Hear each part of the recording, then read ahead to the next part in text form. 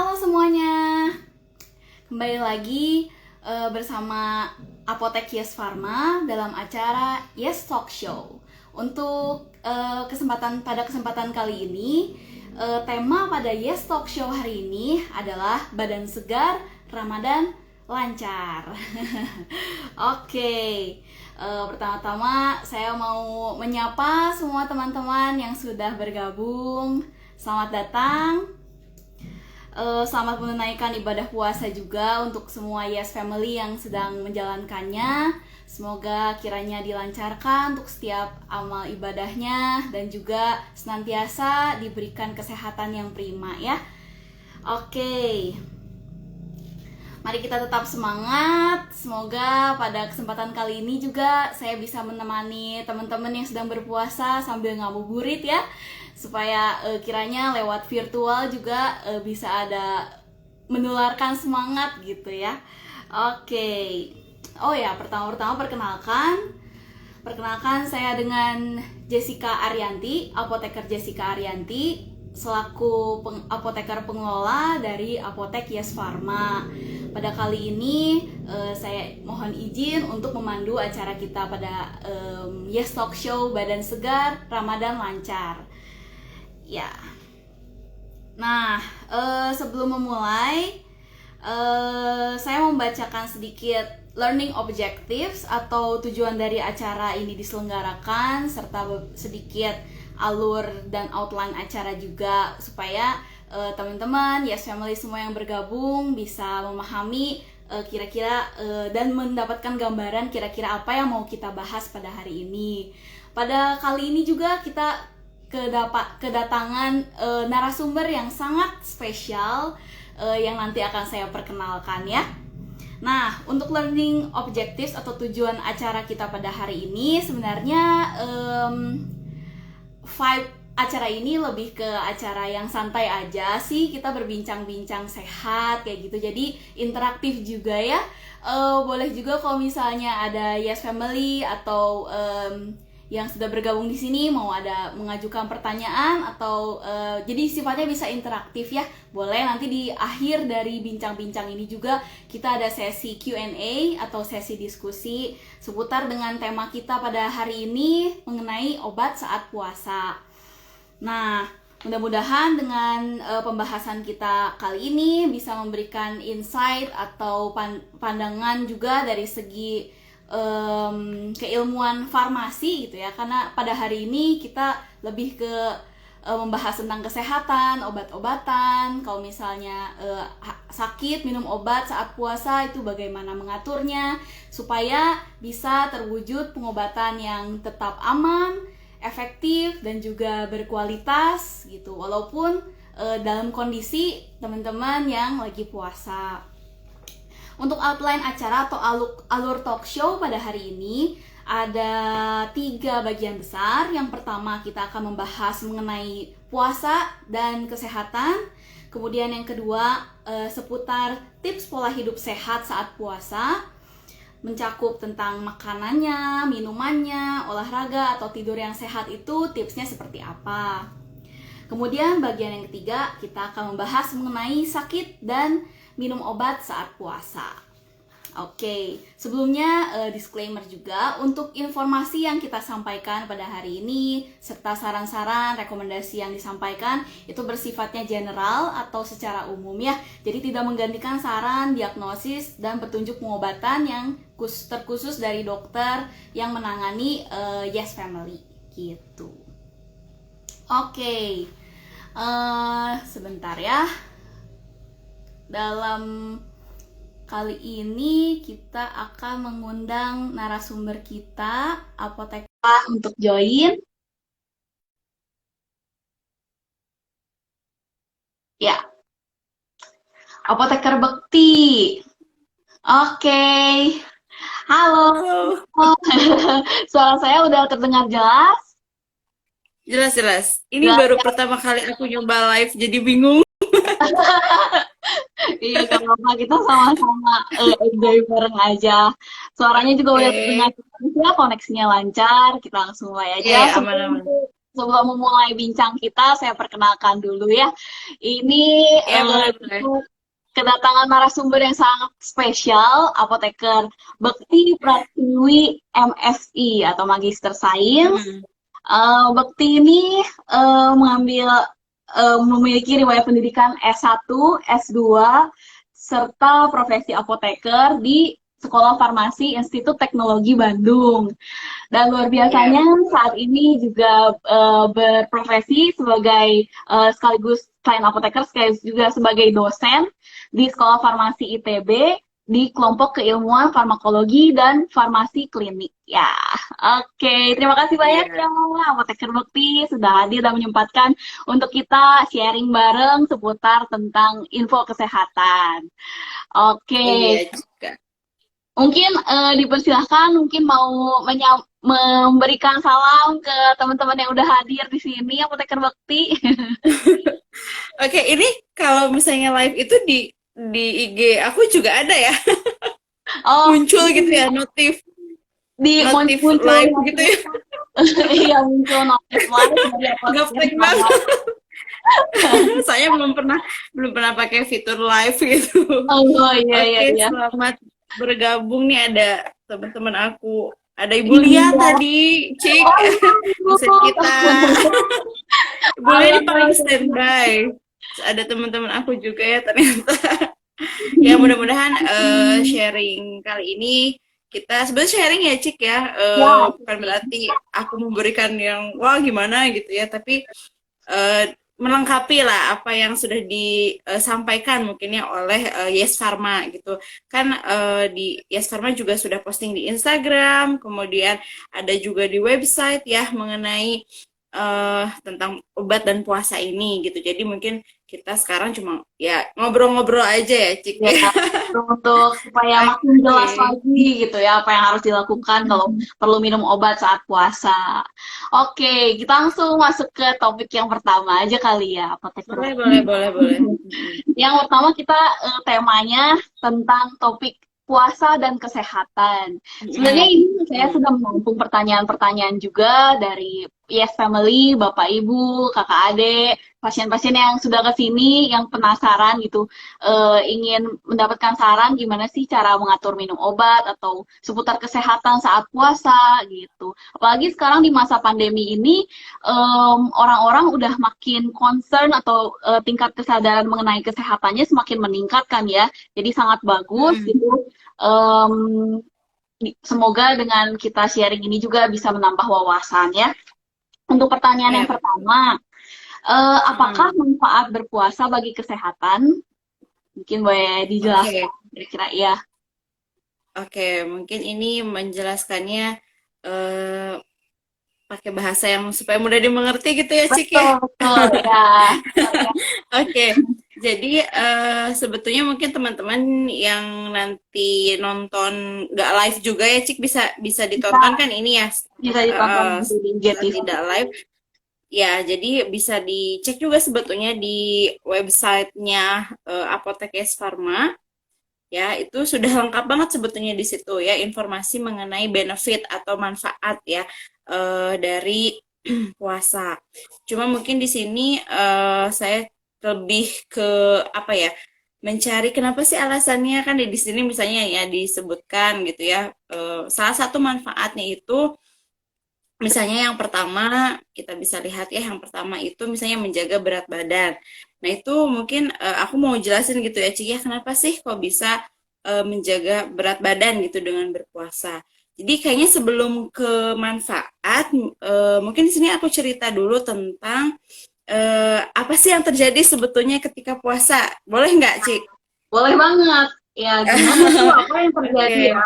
Kan kita nggak Heeh. makan, nggak minum selama 12 sampai 14 jam lebih ya, Betul, pasti ada perubahan betul. di tubuh kita.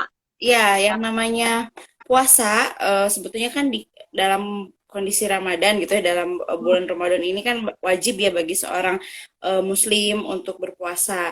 Jadi kita tidak makan dan tidak minum dari mulai terbit dari fajar ya, terbit fajar sampai terbenamnya matahari. Bukan dari terbit matahari. Kalau dari terbit matahari kan itu udah lewat subuh ya. Oh Tapi iya, kita berpuasa itu kan dari sebelum sebelum. subuh ya, dari imsak lah Hmm. mungkin. Siap-siap sebetulnya imsak itu siap-siapnya. Jadi terbit banget puasanya itu adalah subuh ya sebetulnya. Jadi dari terbit fajar sampai terbenamnya matahari. Nah, itu tidak makan dan tidak minum kurang lebih berarti adalah sekitar 12 jam ya, kayaknya lebih ya, kurang lebih 12 jam. Nah, memang ketika puasa berarti karena tidak makan dan tidak minum, maka tidak ada asupan makanan dan juga tidak ada asupan cairan ke dalam tubuh. Nah, normalnya ketika tidak berpuasa, ketika kita makan, itu kan bahan-bahan makanan itu nanti akan diserap ya dalam bentuk yang paling sederhana gitu ya, dalam bentuk yang paling kecil. Misalnya kita kan makan nasi. Nasi itu kan karbohidrat. Nah, diserapnya itu dalam bentuk paling kecil gitu ya dari si karbohidrat itu yang kita sebut glukosa gitu ya. Nah, normalnya nih di dalam tubuh itu ketika kita tidak berpuasa, glukosa itu memang yang itulah yang dijadikan energi gitu ya oleh tubuh. Dijadikan bahan bakar gitu ya oleh tubuh untuk bisa melakukan aktivitas. Tidak hanya aktivitas yang memang kita sadari, tapi ya aktivitas fungsi tubuh yang kita tidak sadari juga memerlukan energi. Nah, ketika penyerapan apa tadi karbohidrat itu ya dalam bentuk glukosa, nah ada sebagian yang disimpan ya, yang disimpan di dalam hati. Ya, jadi disimpannya itu di dalam hati. Nah, ketika puasa, jadi kan kita tidak makan dan tidak minum, tubuh kita memanfaatkan cadangan makanan itu. Ya, memanfaatkan cadangan makanan yang ada di dalam hati dan juga yang ada di dalam otot ya, diubah ke dalam cadangan makanan itu diubah ke dalam bentuk glukosa supaya bisa dimanfaatkan ya, dijadikan bahan energi. Terus selain itu juga kalau misalnya si glukosa cadangan ini nih yang sudah dimanfaatkan itu misalnya sudah mulai menipis, nah tubuh juga akan memanfaatkan apa namanya lemak gitu ya, memanfaatkan lemak yang ada sebagai cadangan makanan ya untuk dijadikan bahan energi gitu ya, bahan bakar gitu. Nah, oleh karena itu kenapa bisa menjaga berat badan, jadi bisa juga membantu menurunkan berat badan gitu ya. Karena kan kalau berat badan berlebih itu biasanya karena banyak apa namanya lemak gitu ya di dalam tubuhnya. Nah, ketika apa namanya ketika berpuasa, jadi si cadangan makanan itu digunakan, si lemak itu digunakan, jadi itu juga bisa membantu menjaga berat badan. Dan bahkan ini aku udah cari gitu ya, ternyata di sini ada penelitiannya yang menunjukkan bahwa memang puasa ini bisa menurunkan berat badan. Itu salah Sudah satu terbukti ya. manfaatnya. Ya, ya. Sudah ada penelitiannya gitu ya, ada jurnalnya ini kebetulan memang sudah terbukti bisa menurunkan berat badan gitu ya. Kemudian manfaat yang lain gitu ya selain berat badan itu kan tadi fokusnya ke berat badan. Nah, jadi ini juga ada nih manfaatnya itu terhadap tekanan darah ya. Jadi di sini tekanan darah juga bisa mengalami penurunan. Jadi tapi penurunannya itu bukan penurunan yang bisa membahayakan ya. Ini di jurnal yang kebetulan saya temukan, saya baca gitu ya. Nah, itu penurunan tekanan darahnya itu karena adanya aktivitas dari sistem persarafan sebetulnya, sistem parasimpatik. Ya mungkin di sini teman-teman asing mendengarnya. Ya pokoknya ada penurunan tekanan darah walaupun itu penurunannya tidak membahayakan ya gitu. Dan itu dapat bermanfaat gitu ya untuk pasien yang mengalami tekanan darah tinggi gitu. Kemudian tadi kan bisa menjaga teman-teman yang kenapa? cenderungnya hipotensi itu berarti saat puasa lebih baik lebih apa ya, hati-hati, misalnya harus tambah suplemen zat besi mungkin ya, karena kan emang kecenderungannya jadi lebih turun ya.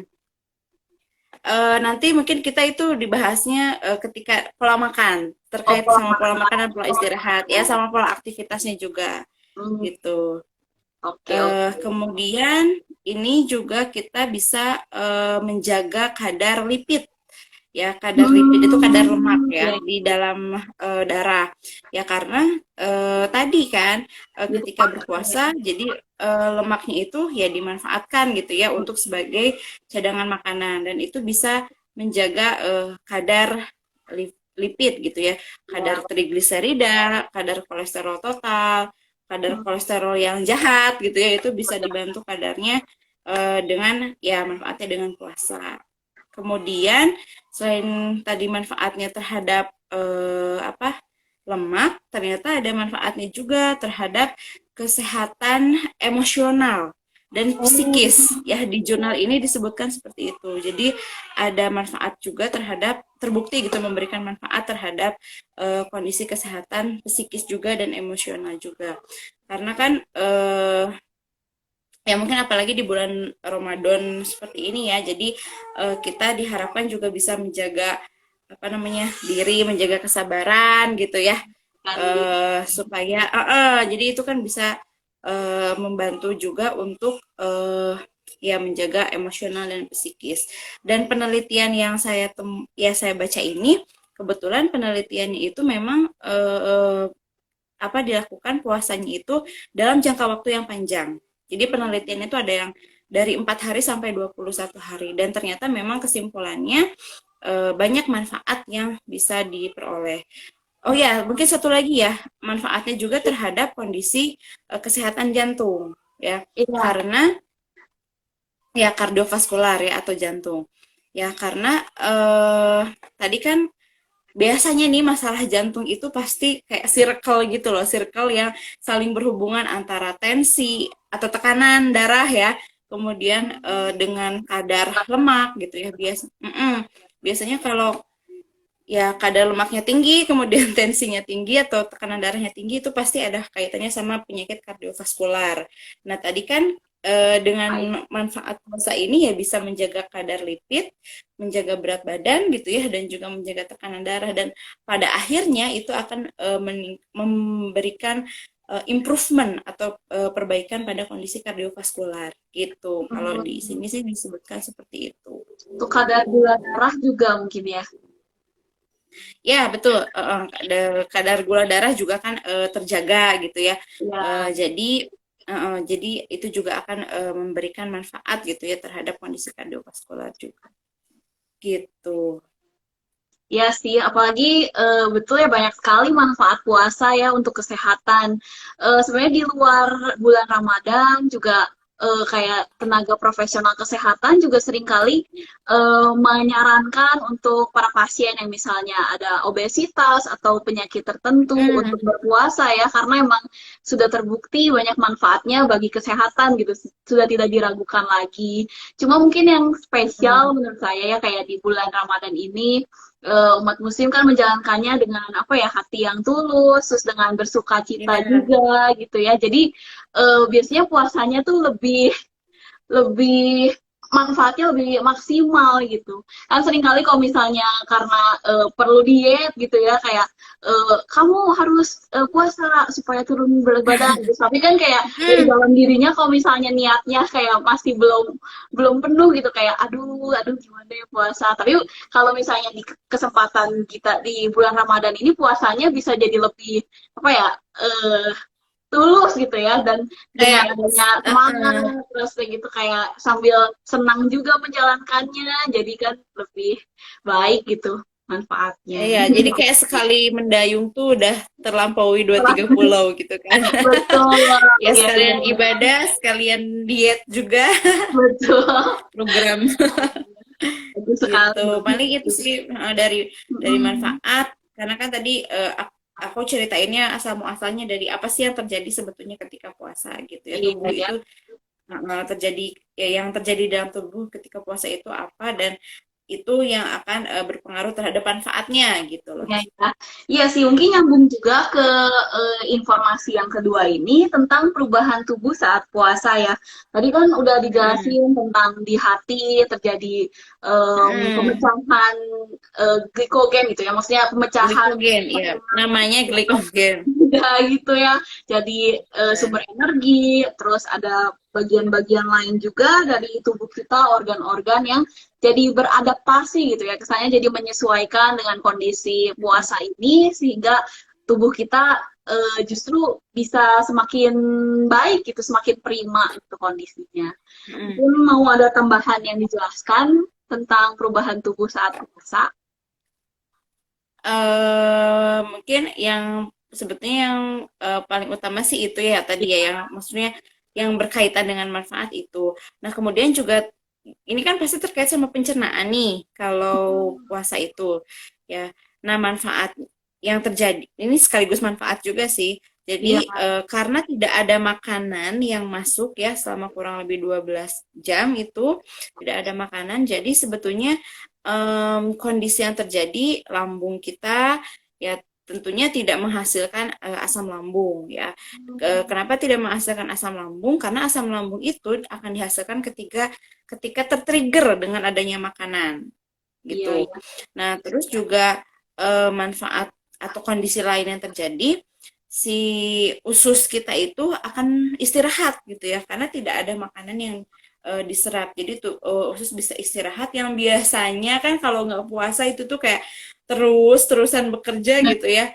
Iya, Ngegiling makanan lah, nyerap kerja Rodi. makanan ya dan itu Iya benar. mm-mm. Jadi selama puasa itu dia si pencernaannya istirahat. Jadi Hmm, biarkanlah gitu cadangan makanan yang bekerja gitu ya untuk menghasilkan energi. Jadi si apa saluran pencernaannya istirahat. Baik itu usus kecil, usus besar gitu ya.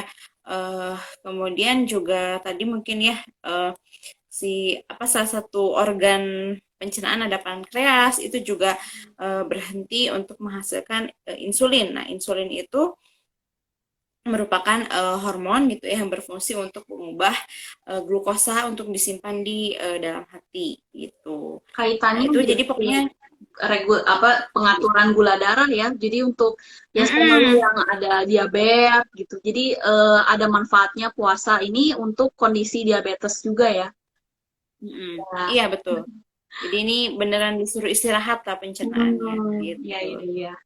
Bagus. Gitu. Iya, kita aja kalau misalnya kerja terus gitu tanpa istirahat pasti kan lama-lama lelah gitu ya. Makanya dengan Iya, kesehatan berpuasa ini kita tuh jadi salah satu wujud sayang kita sama badan ya. Iya, iya. betul betul betul betul. Oke, oke. Nah, kan tadi udah banyak, ternyata ada perubahan-perubahan di organ-organ, Mm-mm. terus udah gitu kita bisa mendapatkan manfaat ini dan banyak itu dari berpuasa. Kira-kira dalam menyikapi atau eh, apa ya prinsip dalam menjalankan puasa ini untuk kita yang eh, concern untuk kesehatan gitu, prinsipnya tuh apa ya? Prinsip menghadapi perubahan misalnya Sebetulnya kayak kan lambung gitu ya kan jadi berhenti asam lambungnya tapi mau tanya juga sih kalau misalnya kita melihat makanan atau mencium makanan itu sebenarnya nge-trigger asam lambung untuk iya. diproduksi juga atau oh gitu ya Iya, jadi itu tetap sebetulnya tetap men-trigger, tapi kan yang paling banyak itu ketika memang ada makanan gitu ya ke masuk hmm, ke dalam pencernaan. Nah, itu memang akan men-trigger untuk dihasilkan asam lambung. Karena kan tujuannya dihasilkan asam lambung itu pertama tentunya untuk membantu apa namanya? Menghancurkan bakteri yang ada yang oh mungkin iya iya terbawa ya, dengan makanan. Kemudian betul juga bisa betul. membantu untuk proses mencerna makanan. Ya, itu fungsi dari apa sekresi asam lambung. Tapi memang tidak menutup kemungkinan juga dengan kita melihat, mencium dan memikirkan ya, memikirkan makanan itu juga bisa men-trigger asam lambung sebetulnya Iya sih gitu. Nah, yang sebetulnya tadi kalau kan apa prinsip ya prinsip menyikapi menyikapi perubahan. perubahannya menyikapi perubahan ketika puasa ya sebetulnya yang penting kita menyiapkan menyiapkan perubahan itu ya dengan tepat gitu ya. Maksudnya menyiapkan perubahan berarti kan dengan cara misalnya kita sahur dengan makanan yang tepat gitu ya, tidak berlebihan. Tidak hanya sahur sih sebetulnya, tapi berbuka puasanya juga jangan yang berlebihan gitu. Utamakan memang apa yang dibutuhkan oleh tubuh gitu setelah seharian berpuasa. Nah, kita utamakan itu dulu, jangan yang aneh-aneh dulu gitu ya. Jadi sebetulnya prinsipnya itu sih, prinsipnya kita siapkan perubahan yang mungkin terjadi di dalam tubuh karena ketika kita sudah menyiapkan dengan baik, nah tubuh kita juga udah siap gitu sebetulnya dengan Iya. menerima perubahan tadi gitu. Iya sih, jadi prinsipnya balik lagi ke penguasaan diri kali ya, pengendalian diri Ya, soalnya itu kan semuanya inti dari puasa ini kan mengendalikan diri ya. ya Gitu. betul betul betul betul. Oke, oke. Sebenarnya cukup jelas sih untuk manfaat puasa dan Mm-mm. kesehatan, tentang kaitannya dan lain sebagainya. Mungkin langsung nyambung ke topik kedua kita ya. Tadi kan udah dibahas sedikit Mm-mm. juga tentang mengatur sahur atau misalnya buka Mm-mm. puasa. Ini kira-kira makanan apa aja sih yang direkomendasikan gitu Boleh. ya, tentang tips pola hidup sehat Oke. saat puasa. Mm-mm. Makan, Oke, mulai dari makan sehat gimana nih? ya. Ini kebetulan aku baca dari British Nutrition Foundation ya. Mungkin Mantap. teman-teman juga nanti yang mau baca bisa dicari British Nutrition Foundation. Di sini detail banget dia membahas mengenai bagaimana sih makan yang tepat saat berpuasa. Nah, ketika berpuasa tidak hanya kita tidak makan ya, tapi juga tidak minum. Nah, sebetulnya yang menjadi informasi yang menjadi concern nih dari British Nutrition Foundation ini adalah dehidrasi. Ya, kondisi dehidrasi yang mungkin terjadi karena kita tidak minum. Ya, selain tidak makan, tidak minum juga. Kalau apa namanya? Kalau tidak makan, itu kan masih ada cadangan makanan tuh dari Iya, tubuh. Ya, jadi masih ada energi kan sebetulnya. Tapi iya, kan kalau air tidak disimpan kan di dalam tubuh. Ya ketika iya. sudah masuk ya dia si air itu ya nanti akan diekskresikan baik itu lewat keringat ataupun lewat urin kan. Tidak Betul. disimpan kan ya kalau air. Iya, Nah, betul. itu yang menjadi concern ya, ya yang pertama jadi concern itu adalah kondisi eh, kita tuh harus rehidrasi gitu ya ketika berbuka. Ya, mungkin aku bahas ketika berbukanya dulu ya. Jadi ketika berbuka itu yang harus menjadi concern itu adalah rehidrasi. Ya, Balikan rehidrasi cairan gitu ya. kita mengembalikan cairan, bukan mengembalikan ya, kita mengganti lah, mengganti Menggantikan. ya cairan yang seharusnya, yang bukan seharusnya, yang biasanya dikonsumsi setiap hari, tapi karena puasa tidak dikonsumsi si airnya itu, ya minumnya itu tidak minum seperti biasanya. Nah itu yang harus menjadi concern yang pertama yaitu rehidrasi. Nah rehidrasi ini kita bisa melakukannya atau mengembalikan atau menggantinya itu tentunya dengan mengkonsumsi atau meminum air ya. Air saja sebetulnya sudah cukup ya. Bisa juga dengan misalnya makanan yang banyak mengandung air seperti buah-buahan ya. Jadi ketika berbuka ya utamakan minum dulu gitu ya. Kemudian bisa juga ditambahkan dengan eh, Untuk makanan buah-buahannya. yang mengandung tinggi air seperti buah-buahan atau bisa juga ini fruit juice katanya Contohnya ya, jus juga bisa, jus smoothies juga semacam. bisa. Kalau Mm, yang tinggi air itu contoh buah-buahannya apa aja? ya ya bisa semangka, melon ya itu yang tinggi air. Tapi katanya ini harus diingat juga minum airnya itu jangan ditambahkan dengan gula yang banyak katanya. Iya, iya, iya. Karena karena nanti akan memicu terlalu banyaknya kalori yang dikonsumsi. Ya, kan kalau kalori ini kan ketika kita buka, ya setelah buka kan paling ya taraweh, ya ya makan terus taraweh. Terus habis itu kan tidur. Nah, kalau terlalu Iya. banyak kalori, jadi kalorinya nanti terpendam gitu ya, Banyak. dengan tidur gitu ya. Jadi ya puasanya ya nggak akan membantu untuk menurunkan dan menjaga berat badan. Makanya kan suka ada ya yang puasa itu kok saya malah naik gitu ya berat badannya gitu puasa tuh. Iya, Ya iya. itu karena terlalu banyak menambahkan gula Salah gitu ya ketika berbuka. itu juga. Ya gitu ya misalnya bukanya itu pakai semangkok kolak lah terus terus abis itu pakai es buah lah gitu kan yang ya notabene kan itu banyaknya gula ya yang Iya, iya. dimasukkan gitu. Berlebihan tidak Terus baik. bisa juga bisa juga ini mengkonsumsi kurma gitu ya yang memang kurma ya kurma itu ya untuk apa namanya mengembalikan energi atau menyegarakan energi supaya bisa diadakan kembali gitu energi di dalam tubuhnya. Nah, itu bisa menggunakan kurma atau juga bisa menggunakan ya bisa mengkonsumsi buah-buahan yang dikeringkan gitu ya, seperti aprikot gitu. Untuk Kemudian kurma ini ya, saya lumayan tertarik tentang membahas sedikit lah tentang kurma. Eh, Kenapa ya identik gitu dengan kalau misalnya berpuasa kurma? Emang apa ya buah ini tuh berbeda dari buah lainnya atau kira-kira apa sih yang spesial dari kurma? lebih ke kandungan ininya sih kandungan apa gula dan energinya. Jadi dia itu Hmm.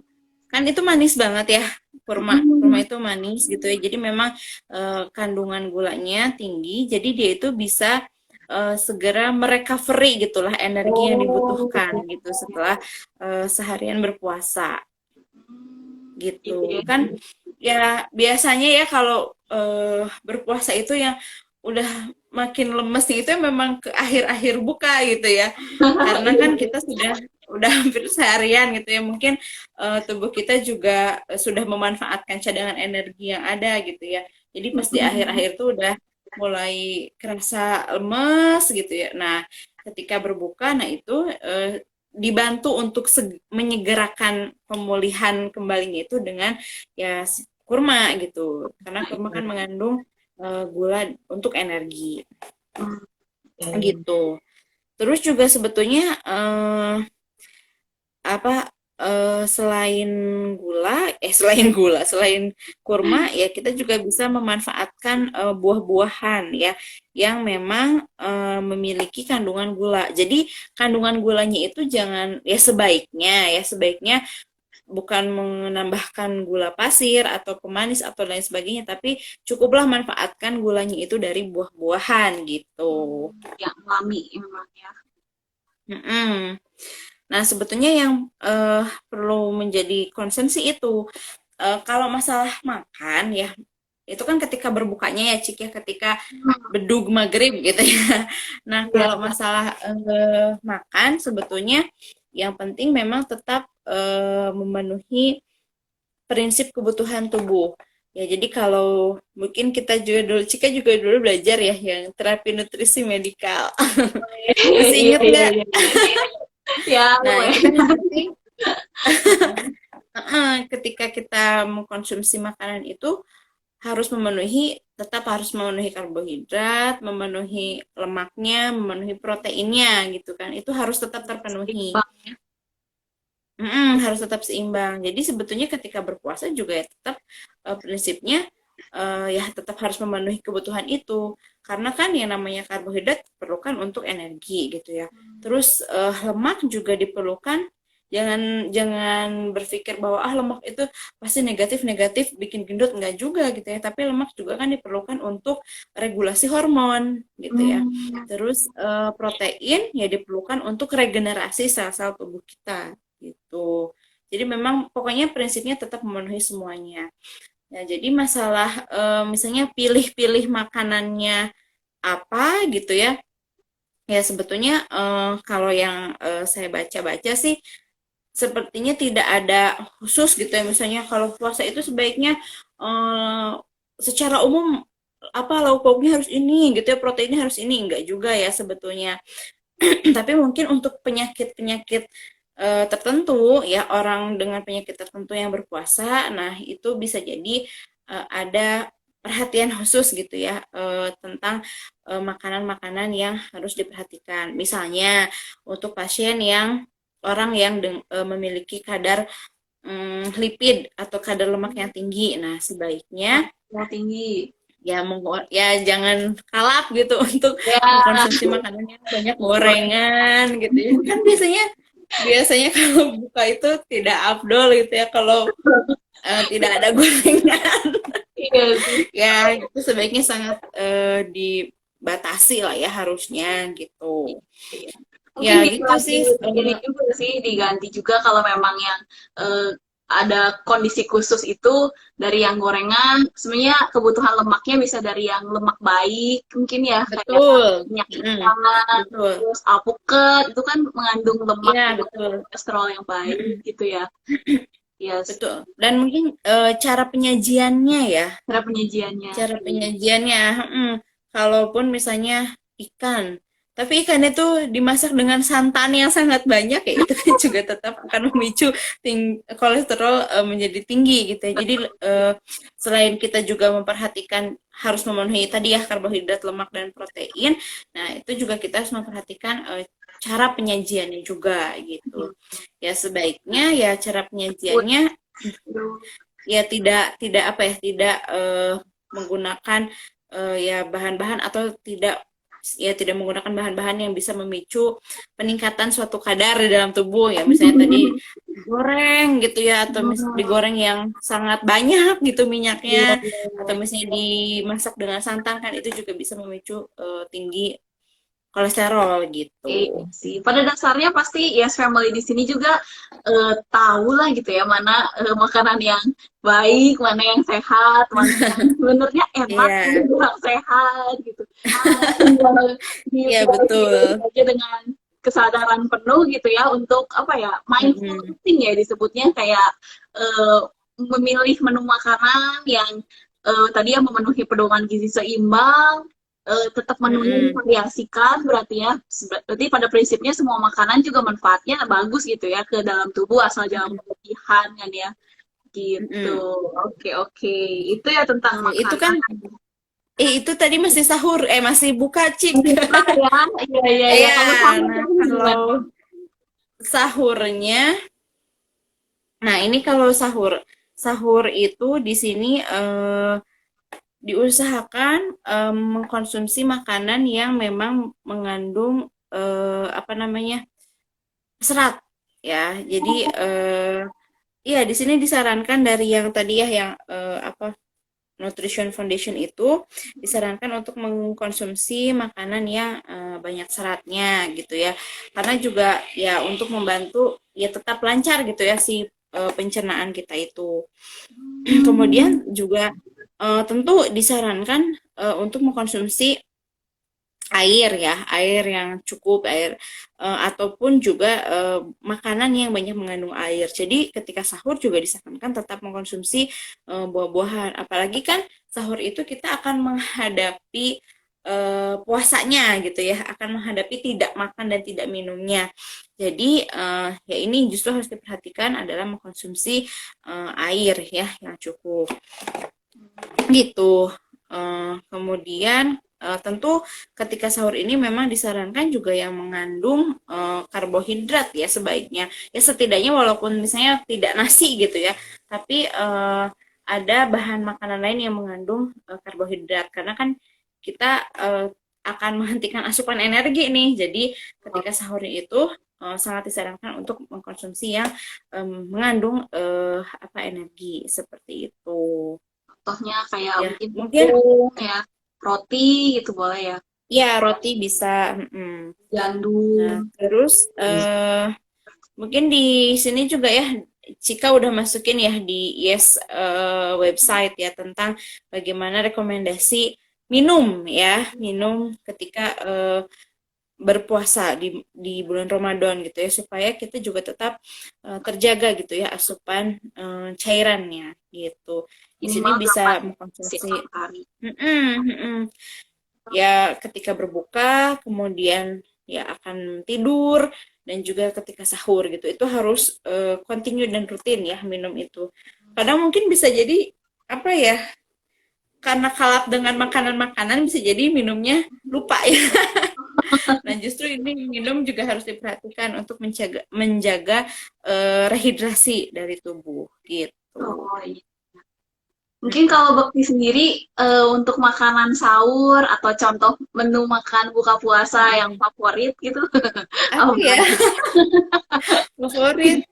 Iya, Kebetulan sekali. eh, bulan tahun ini kayaknya aku full tidak puasa Oh iya karena kan lagi dulu. menyusui. Iya ya. Mungkin Jadi sebelum-sebelumnya sampai gitu. lupa lagi gitu, Cik, sampai lupa sampai lupa.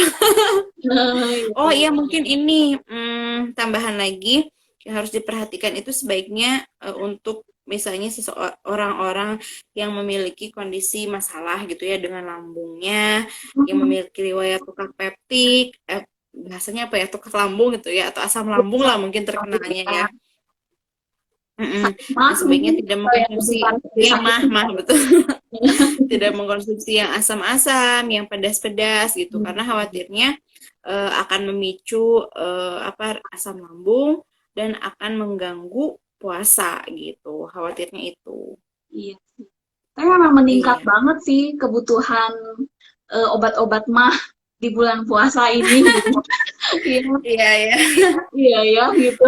Memang harus benar-benar dijaga nih lambung ini waktu Padahal berpuasa. kan sebetulnya kan mm, tadi ya kalau puasa itu berarti lambung itu tidak mensekresikan asam lambung ya. Jadi justru seharusnya Pasti dengan sih. puasa tidak mengganggu, tidak memperparah kondisi tidak memperparah kondisi. Ya betul lambung ya sebetulnya ya. Asalkan memang ya itu makanannya harus benar-benar dijaga gitu dan aktivitasnya juga dijaga gitu. Jangan makan yang asam-asam, yang pedes-pedes, terus jangan yang makannya itu sampai apa ya, bahasa Sunda itu sampai kemerkaan. Kemerkaan tuh kayak yang full banget gitu loh. Penuh, iya ya. Ya harus diperhatikan gitu konsumsinya supaya memberikan manfaat gitu. Harus berhenti sebelum kenyang ya efektifnya. Iya, Sebelum kan kekenyangan. kadang suka kalap sampai full gitu, sampai nggak bisa ngapa-ngapain Iya, iya, iya. Itu gitu. sih prinsipnya. Oke, tadi tentang makanannya, minum sehat. Em, oh, ada titipan pertanyaan juga. Katanya ada ada mungkin semacam apa ya adat atau tradisi gitu. Katanya ada yang di Ada. keluarganya itu wajib banget minum minuman kelapa atau isotonik saat sahur karena dapat mengurangi dehidrasi saat berpuasa. Nah, itu mitos atau fakta ya sebenarnya? Ya, itu sebetulnya kan kalau minuman ya kayak seperti kelapa atau minuman isotonik memang selain dia itu komposisinya ada air, dia juga kan ada mineral-mineral ya yang memang diperlukan diperlukan oleh tubuh dan memang itu bagus gitu ya sebetulnya untuk ya persiapan untuk menghadapi puasa. Jadi sebetulnya tidak masalah gitu ya untuk mengkonsumsi minuman-minuman yang memang mengandung isotonik gitu. Tapi harus diperhatikan apakah di minuman itu memang pure isotonik atau sepertinya ada campuran gulanya gitu. Itu mungkin ya yang harus Iya. diperhatikan. Ya, jadi kan Kalau untuk kebersihan gitu ya.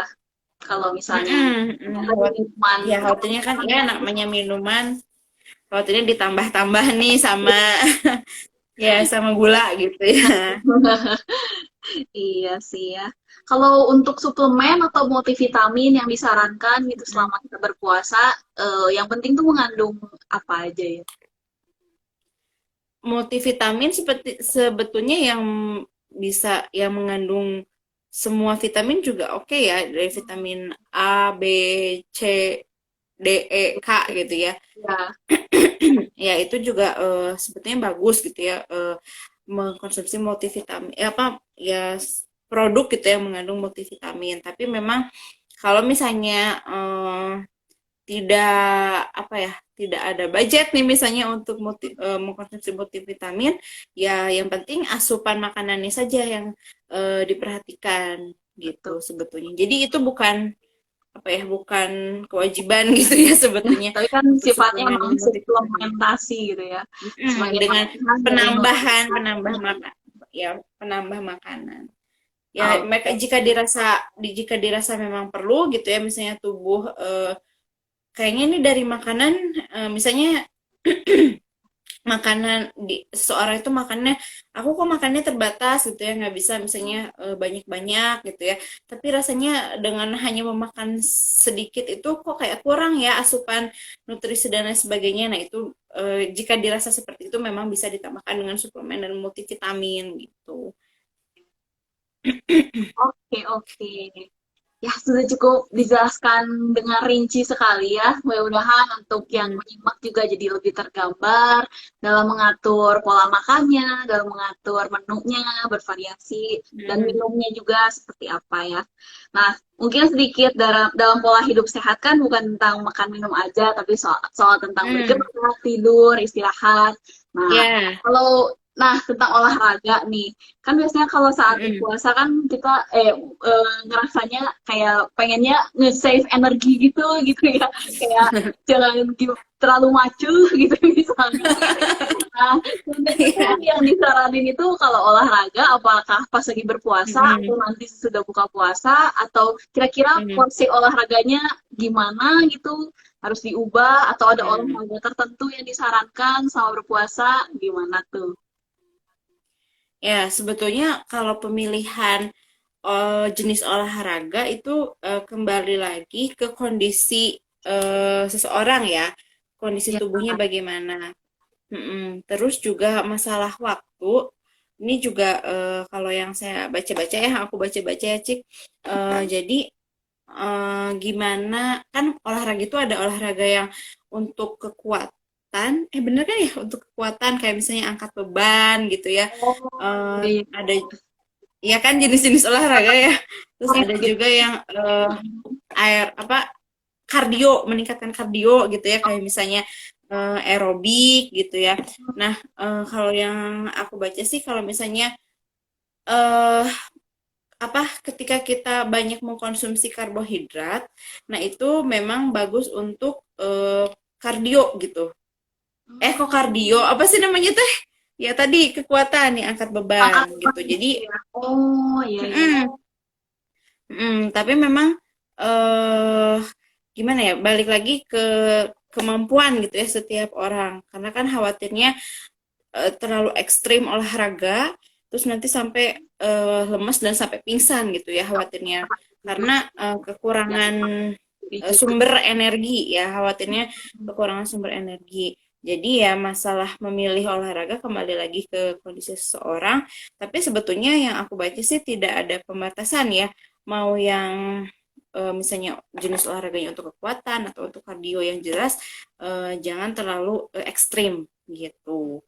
Dan ternyata dari exercise ini atau dari olahraga ini dia itu memberikan manfaat juga untuk regulasi hormon gitu. Yang aku baca tuh gitu. Gitu sih. Nah, kalau masalah waktu, timing untuk berpuasa memang ada yang ya dari yang aku baca juga sebaiknya ada yang menyarankan, jadi kan kita tuh puasanya itu dari pagi sampai malam. Nah, berarti kan asupan makanan itu dari maghrib lah ya sampai sahur, sampai dini hari gitu ya. Nah, jadi window untuk olahraga itu bisa dari menjelang si buka puasa atau bisa juga setelah sahur sebetulnya untuk olahraganya. Dan bisa juga malam-malam gitu ya. Kalau yang aku baca gitu ya. Tapi kembali lagi ke seseorang. Kalau misalnya dia tidak mampu atau tidak kuat olahraga dengan kondisi perut kosong, misalnya malah jadi mual gitu ya. Nah, sebaiknya olahraganya setelah sahur gitu. Jadi, tapi kalau misalnya mampu olahraga dengan kondisi perut kosong ya bisa dilakukan olahraga menjelang berbuka puasa. Tapi ya tadi olahraganya sebaiknya tidak yang ekstrim ya. Misalnya ekstrim itu kayak sampai ya sebetulnya ekstrim Apa manjat atau gunung tidak atau gimana gimana kondisi seseorang juga ya. Kadang iya. kan kalau ya orang yang jarang olahraga gitu ya, terus apa tiba-tiba dikasih sesuatu yang berat kan, tubuhnya belum bisa beradaptasi gitu ya. Betul sih, harus bertahap ya semua juga. Mm-mm, mm-mm, Oke, oke. gitu. Kalau tentang tidurnya, kan biasanya mungkin sudah sahur gitu kan masih subuh. Ada beberapa yang eh, langsung tidur dulu atau nah itu tuh sebenarnya disarankan atau sebenarnya jangan, sebaiknya jangan gitu. Gimana Mm. tuh? Kalau tidur kan memang bisa membantu untuk sebetulnya tidak terlalu banyak energi yang dikeluarkan ya. Karena kan ketika berpuasa energi yang ya kita pakai itu ya dari cadangan makanan gitu ya. Karena kan asupan makanannya terhenti ya ketika berpuasa. Tapi ya kita tarik ini aja deh, tarik logikanya gitu ya. Kalau misalnya tidur setelah sahur, nah itu kan sahur tuh baru aja makan tuh, gitu ya, Iya, iya. baru aja makan terus langsung tidur ya berarti kan ya sayang aja gitu ya si makanannya malah terpendam gitu ya, terpendam yang khawatirnya justru malah menimbulkan gemukan gitu ya, peningkatan berat badan. Jadi kalau biasanya sih yang disarankan tidur itu misalnya siang harinya ya, siang hari supaya ya tidak, tapi itu juga kalaupun yang tidak kerja ya kayaknya kalau yang kerja kan susah ya untuk siang hari. Ya Tapi bisa sebaiknya kan selain bulan Ramadan juga kan sebetulnya kalau apa tidur sesaat banget setelah makan kan itu juga nggak baik ya gitu. iya sih. Jadi ya seperti itulah gitu, kita juga di bulan Ramadan juga sebaiknya jangan sesudah sahur banget gitu. Iya, iya, iya. Oke, itu sih pertanyaan-pertanyaan seputar tips pola hidup sehat saat puasa ya. Nah, Mm-mm. eh, tapi walaupun sedang di bulan puasa juga, kita kan nggak tahu ya kapan kayak penyakit bisa menyerang atau yang lain sebagainya gitu. Pada prinsipnya kan Mm-mm. semua pengennya juga sehat, cuma kadang-kadang kalau badan lagi kurang fit atau apa gitu terserang penyakit. Nah, sekarang Mm-mm. kita mau bahas tentang kalau misalnya kita sakit dan harus minum obat saat puasa gitu ya. Mm-mm. Nah, mungkin bisa dijelaskan juga sama Bukti, kira-kira kondisi sakit yang bagaimana sih Mm-mm. yang di mana seseorang tuh dapat tetap berpuasa, tapi kalau ada Mm-mm. di lain sisi kondisi sakit yang seperti apa yang sebaiknya pasiennya menunda puasa dulu gitu. Mm-mm. Oke.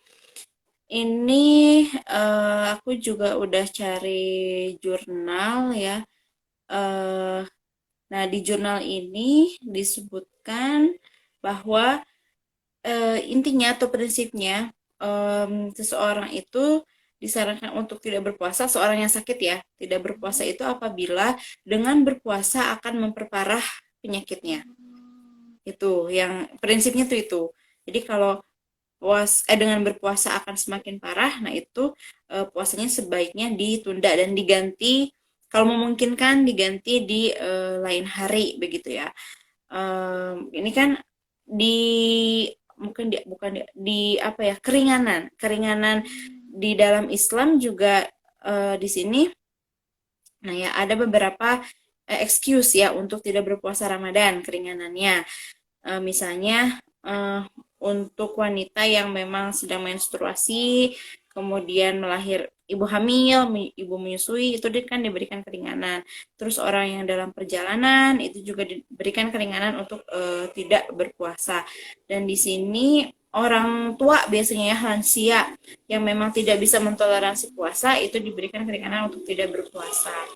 Nah, di sini disebutkan bahwa sakit ya, fasting will aggravate their condition. Jadi dengan berpuasa yang akan memperparah penyakitnya itu sebaiknya tidak berpuasa gitu ya.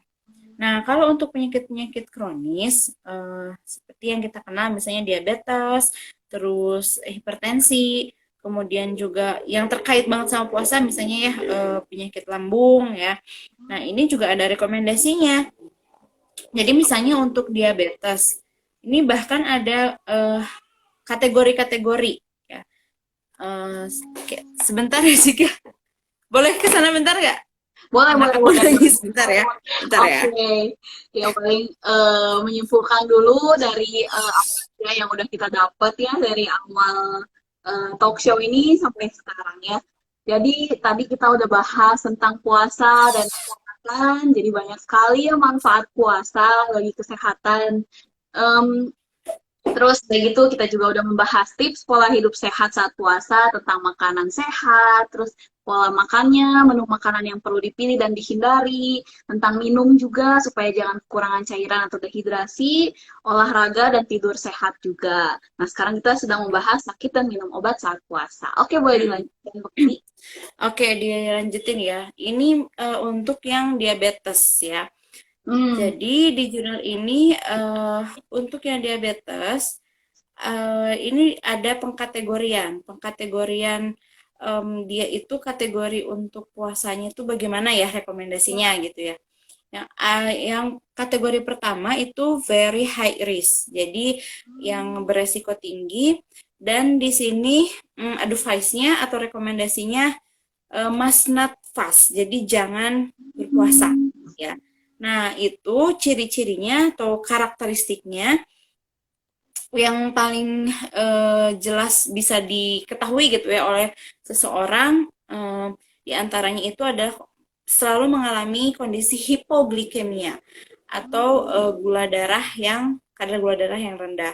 Nah, ciri-ciri hipoglikemia itu biasanya pusing, terus berkeringat, terus lemes ya. Pusing itu yang keliengan gitu ya. Apa ya bahasanya? Nah, itu salah satu ciri hipoglikemia gitu ya. Nah, kalau pasien diabetes yang sering mengalami hipoglikemia, nah itu sebaiknya tidak berpuasa karena masuk ke very high risk. Atau juga pasien diabetes yang dia itu ada komplikasi dengan CKD, penyakit ginjal ya di stage 4 dan stage 5. Nah, sebaiknya itu tidak berpuasa.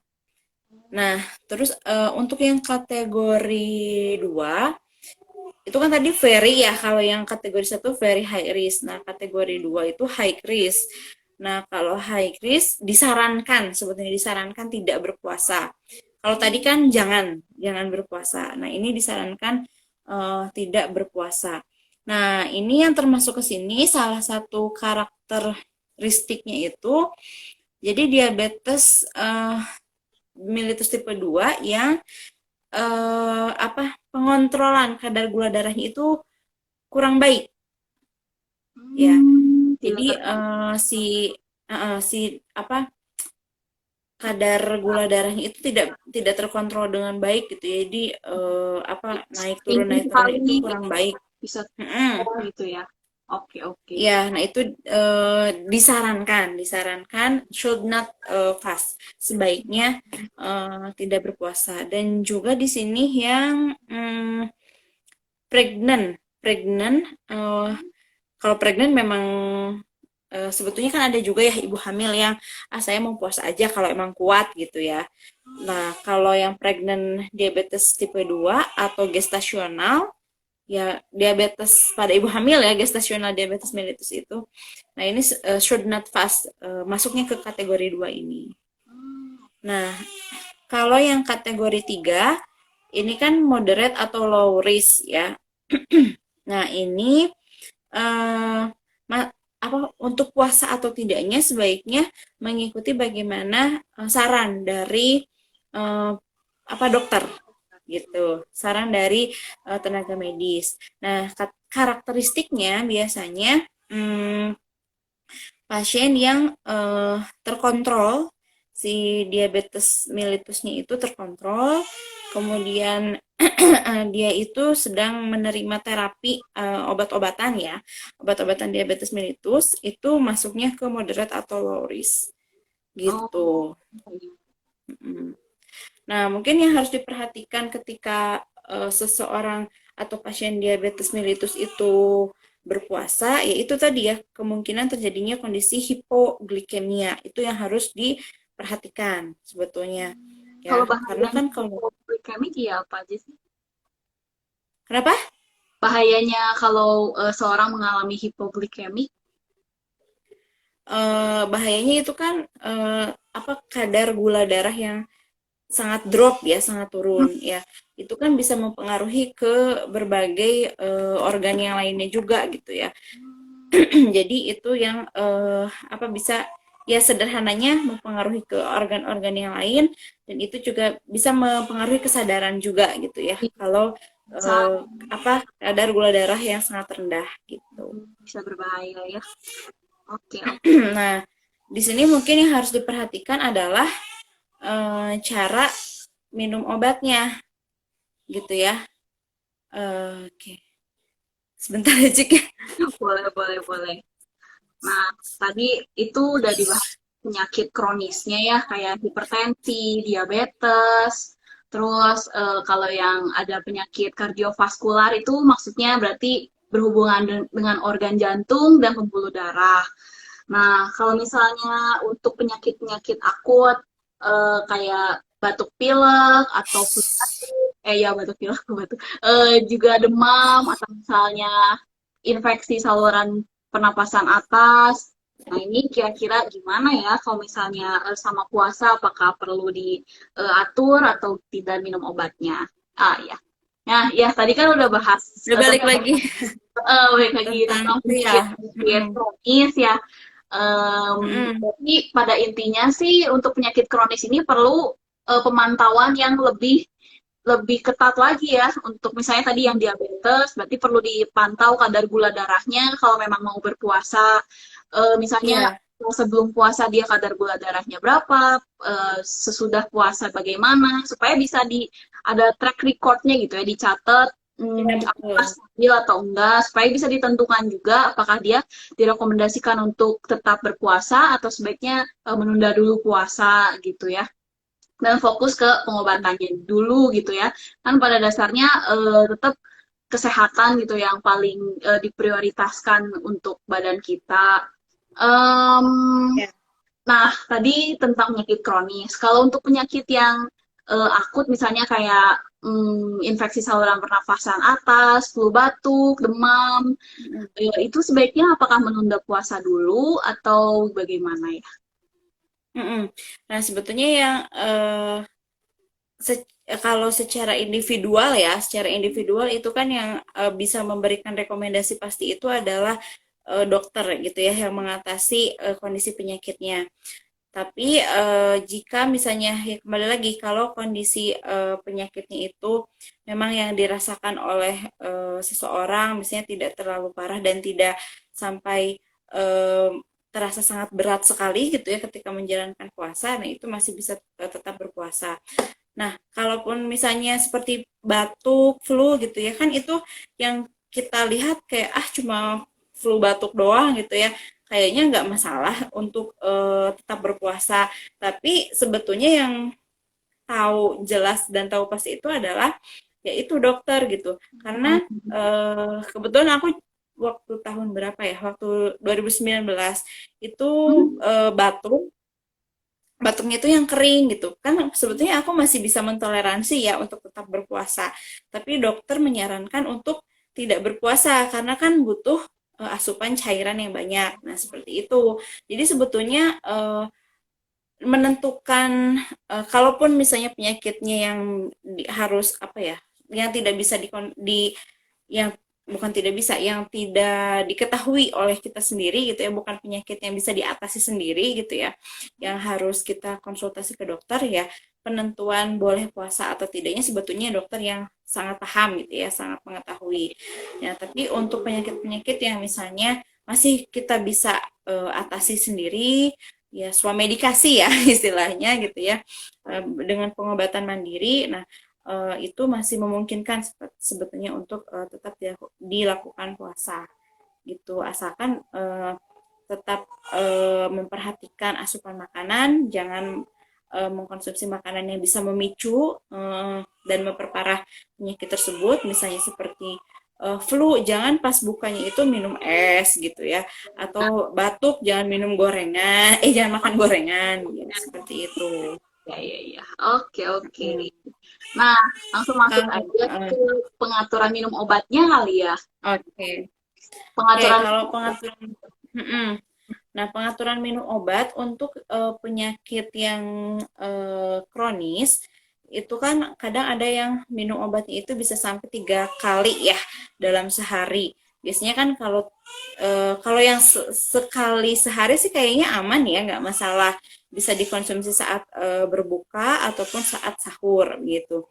Nah, untuk yang 2 kali juga bisa, nggak masalah ya, bisa saat buka dan saat sahur ya, kalau yang 2 kali. Nah, untuk yang 3 kali sehari, sebetulnya jika memungkinkan untuk diubah, mau yang 3 kali atau yang 4 kali nih ya, jika memungkinkan untuk diubah obatnya menjadi obat yang 2 kali sehari, nah itu alhamdulillah gitu ya. Jadi tidak bikin bingung gitu sebetulnya ya, jika memungkinkan untuk diubah. Tapi untuk mengubah pun, Obat yang ini ya, ya, yang lepas lambat atau yang jadi lebih memudahkan penggunaan obat. ya betul. Jadi yang kerjanya lebih panjang lah gitu ya, Ya, diubah ke obat yang kerjanya lebih panjang. Tapi untuk mengubah pun kan tidak bisa kita sendiri sebagai pasien gitu ya, tiba-tiba saya mau ubah aja biar minumnya bisa sehari itu cuma 2 kali. Nah, tidak bisa seperti itu. Tetap yang harus menentukan bisa diubah atau tidaknya itu adalah dokter gitu ya. Nah, tapi kalaupun misalnya tidak diubah, tetap yang 3 kali atau 4 kali. Nah, untuk yang 3 kali itu bisa dikonsumsi ketika berbuka, kemudian sebelum tidur, sebelum tidurnya mungkin ya agak malam sedikit lah ya, dan juga saat sahur tuh.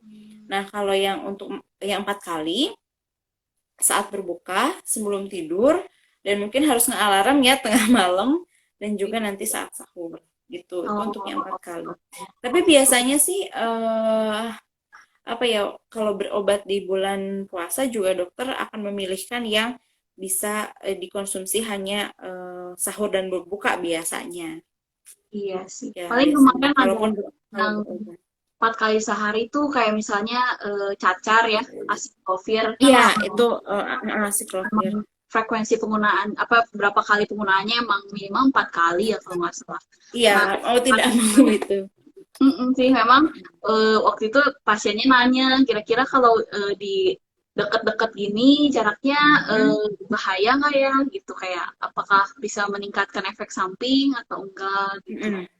Sebenarnya balik lagi Oke. harus dipantau ya kayaknya. Mm-mm.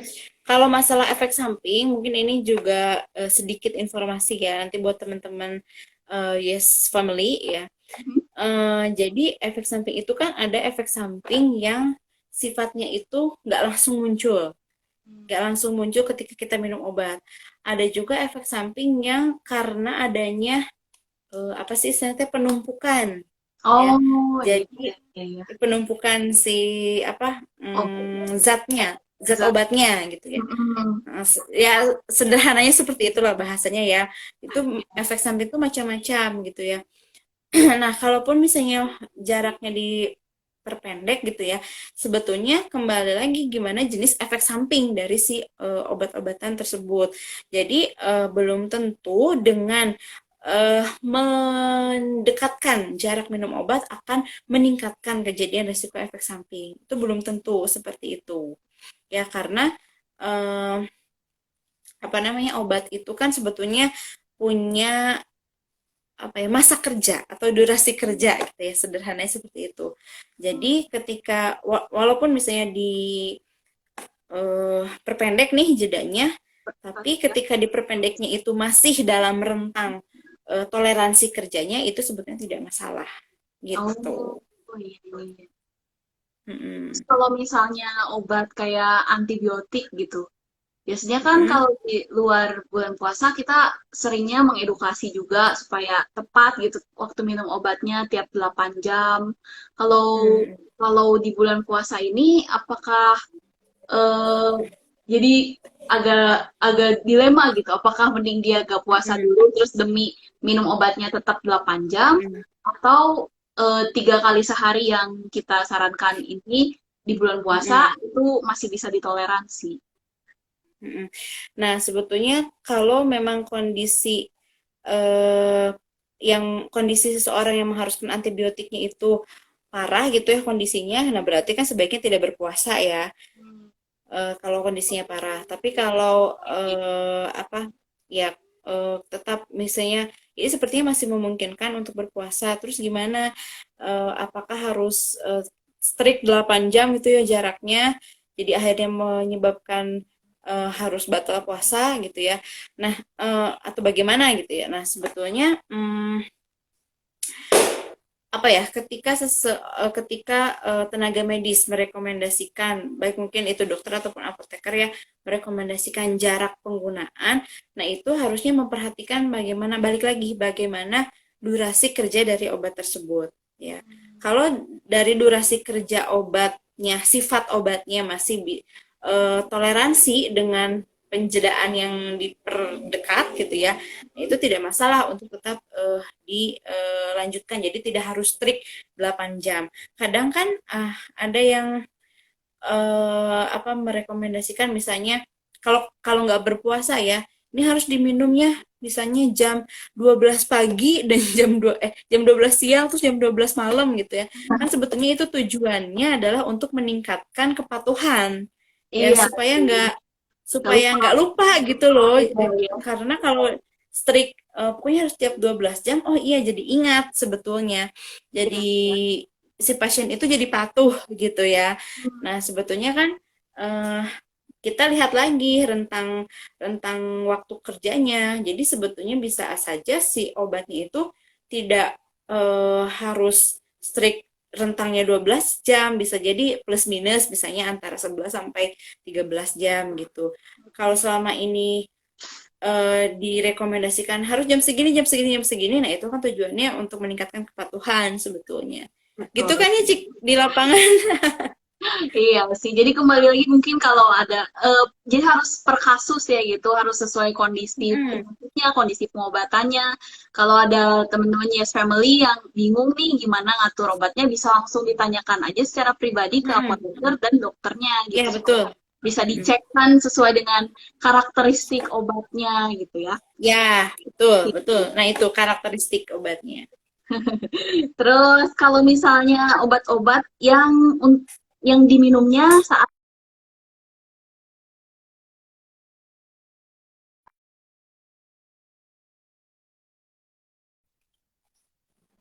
Ya, tadi sempat juga.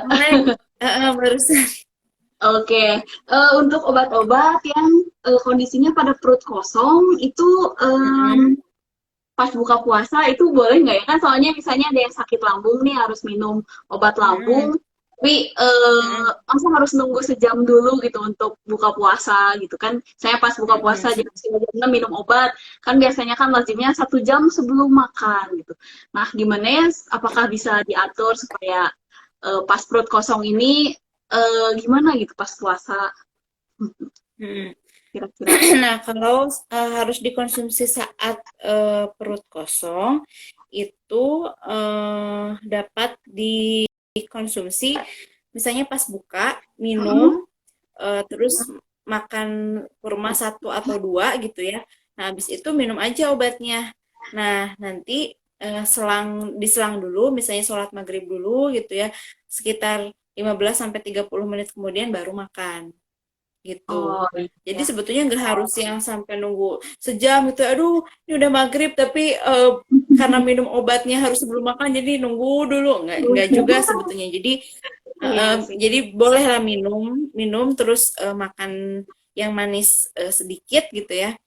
Terus dikonsumsi obat yang sebelum atau saat perut kosong gitu. Baru setelah itu dijeda sekitar 15 sampai 30 menit baru bisa makan.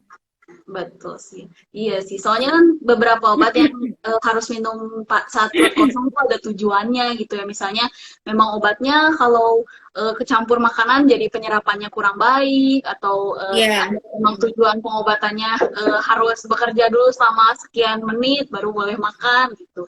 Jadi kayak gitu ya tadi Ya, ngaturnya. strateginya. Oke. Mm-mm. Hmm, terus ada pertanyaan juga, bagaimana cara mengatur penggunaan obat polifarmasi atau yang penggunaan obat yang banyak gitu. Misalnya tadi Mm. ya pada pasien yang Sebetulnya kronis, iya ada obat balik untuk lagi, ini dan lain sebagainya. Balik lagi ke gimana? nah itu sebetulnya balik lagi ke prinsip yang 3 dan 4 itu loh. 3 kali sehari dan 4 kali sehari. Kalau memang bisa dibuat menjadi 2 kali sehari, nah itu apa lebih membantu ya. Jadi tidak sulit untuk mengatur mengkonsumsi obat saat bulan puasa. Kan sebetulnya polifarmasi itu maknanya berarti kan mengkonsumsi obatnya banyak ya. Obat yang harus dimakannya banyak. Tapi prinsipnya kembali lagi sebetulnya ke 3 dan 4 gitu. Gitu sih. Kayak, Oke.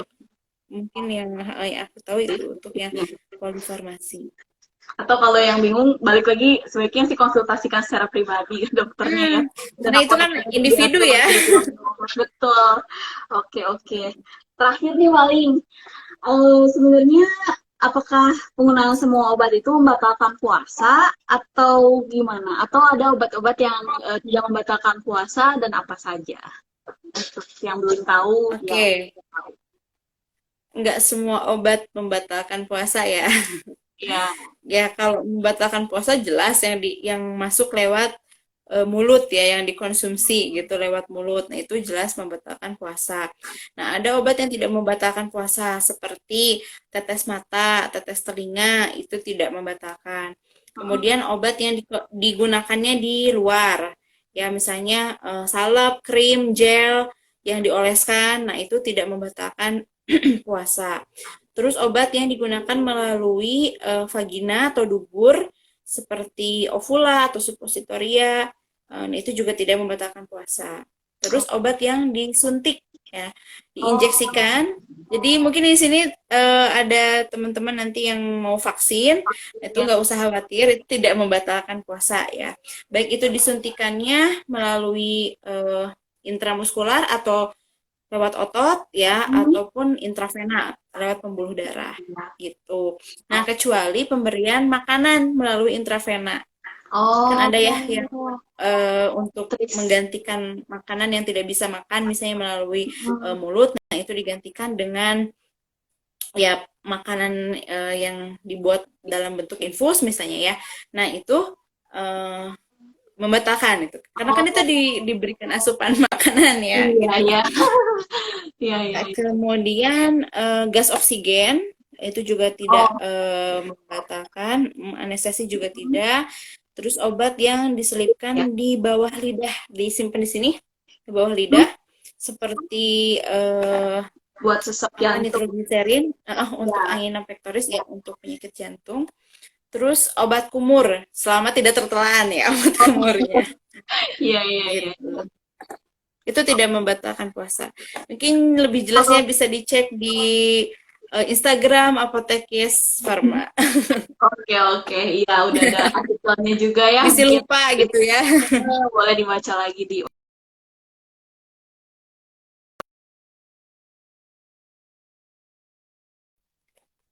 Like lagi. atas pembahasan yang super lengkap dan komprehensif ya, yang menyeluruh sekali seputar tentang puasa, obat saat puasa, kayak gitu. Nanti kebetulan karena keterbatasan waktu juga, untuk ada teman-teman yang atau ya family yang masih mau bertanya, itu boleh di komen di kolom pertanyaan aja. Nanti video ini, live IG ini juga akan kita publikasikan lewat IGTV dan juga via YouTube Apotek Yes Pharma. Nah, nanti akan dibalas atau dijawab secara personal aja ya. Paling gitu ya. Untuk menyimpulkan apa yang sudah kita bahas dari pada pagi hari, pada pagi, masih pada waktu Sore hari. pagi terus soalnya. Gitu. Jadi tadi kita udah membahas tentang puasa dan kesehatan, manfaat puasa yang sangat banyak yang tidak perlu diragukan lagi. Terus udah dibahas juga tips-tips pola hidup sehat saat berpuasa, mulai dari makanannya, mengatur menu makan saat sahur, buka puasa, apa saja yang disarankan, kemudian mengatur minuman juga ya, asupan air supaya tidak kekurangan cairan, terus olahraga juga, jadi kita tetap harus aktif bergerak walaupun saat menjalankan puasa, dan juga istirahat tetap harus cukup gitu, minimalnya biasanya 8 jam sehari, dan juga sangat diperlukan tidur yang berkualitas dalam menjaga pola hidup sehat ini. Terus kita juga sudah membahas apabila terkena sakit, apa saja yang tadi apoteker Bekti sudah menjelaskan, kira-kira yang high risk atau yang resikonya seperti apa, sesuai dengan penyakitnya itu bagaimana. Terus juga cara pengaturan jadwal minum obat saat puasa yang disarankan. Sebetulnya kembali lagi ke individu masing-masing sesuai dengan pengobatan dan juga kondisi penyakit yang sedang dijalani gitu. Jadi pada prinsipnya sih tetap harus berkonsultasi sesuai dengan rekomendasi dokter dan apoteker yang menanganinya. Tapi itulah kira-kira prinsip-prinsip yang bisa kita bahas. Mungkin ada take home message dari narasumber kita yang luar biasa, yang wah keren banget sih materi hari ini. Saya banyak belajar, banyak dapat masukan dan informasi yang wawasan yang bermanfaat banget gitu. Boleh ada take home message atau petuah atau kata-kata, silahkan. Apa ya? Apa ya? Ini kan ya mungkin untuk yang muslim ya, ya mari kita manfaatkan bulan Ramadan ini selain untuk menjalankan kewajiban sebagai seorang muslim, tapi juga untuk meningkatkan kesehatan, begitu ya, untuk memperbaiki kondisi tubuh, misalnya menurunkan berat badan ya dengan cara ya puasanya harus diatur juga gitu, konsumsi dan pola makannya. Dan untuk teman-teman yang non muslim ya mungkin bisa memanfaatkan prinsip bagaimana puasa ini dijalankan, bagaimana pengaturan pola makannya supaya bisa dimanfaatkan gitu ya, prinsipnya misalnya dimanfaatkan untuk kesehatan juga, dan juga untuk misalnya pengaturan apa berat badan gitu. Mungkin itu kayaknya. Sip, ya betul, setuju sekali. Dan ya, sekali lagi terima kasih banyak untuk pemaparannya yang luar biasa untuk Apoteker Bekti. Semoga bisa selalu dilancarkan segala urusannya, ibadah puasanya juga selalu diberkati untuk semua keluarganya. Semoga bisa sukses terus juga. Lalu untuk menutup juga, terakhir sedikit untuk para Yes Family yang mungkin ada yang mau didiskusikan atau ditanyakan seputar tentang obat dan kesehatan, boleh silakan menghubungi Apotek Yes Pharma melalui media sosial kita, fasilitas berupa fitur chat di website kita www.apotekyespharma.com. Bisa juga cek informasi kesehatan kita di media sosial Instagram, Facebook, atau boleh juga melalui WhatsApp kalau memangnya mau lebih personal. Saya Apoteker Jessica siap membantu dan melayani Anda. Oke, sebagai penutup juga, mohon maaf apabila ada kekurangan dan salah kata dari keberjalanan acara Yes Talk Show ini. Terima kasih banyak untuk semuanya yang sudah bergabung dan juga menyimak. Mudah-mudahan apa yang sudah kita sharingkan hari ini bisa bermanfaat untuk semuanya. Semoga semuanya bisa sehat selalu juga, dan terus semangat dalam menerapkan gaya hidup sehat gitu ya. Kita ada yel-yel juga sih, kayak semacam moto itu, say yes to a healthier you gitu. Jadi kayak ajakan juga, mari kita selalu katakan yes gitu untuk Anda yang lebih sehat. Gitu. Oke. Yes. Kita terakhir lah mungkin barengan ya, aku sama Bekti, kita sebut say yes to a healthier you ya. Oke, 1, 2, 3. Say yes. Say yes to healthier you. Oke, terima kasih banyak acara hari ini. Terakhir kita foto bareng ya, Bak. Boleh. Ini ada suami aku nonton. Wah, halo. Salam ya. Terima kasih. Ya, ada Elsa Badria. pengantin baru. Itu reuni. Si Elsa baru nikah, Cik. Wah, selamat. Semoga lancar bahagia selalu. Oke, aku screenshot ya. 1, Ya.